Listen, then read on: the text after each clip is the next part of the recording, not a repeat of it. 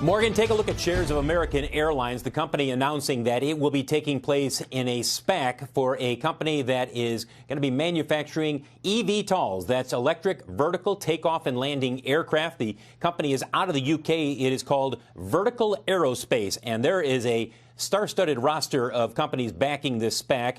Avalon, which is the aircraft leasing firm, American, Honeywell, Rolls-Royce, Virgin Atlantic is also playing a role in this. American also committing to buy 250 eVTOLs from Vertical Aerospace. Altogether, Vertical Aerospace says they have orders for 1,000 eVTOLs, which they expect to enter into commercial service in the year 2024. So everybody's partnering up. You've got American now with Vertical Aerospace. You've got United with its commitment and its investment in Archer Aviation.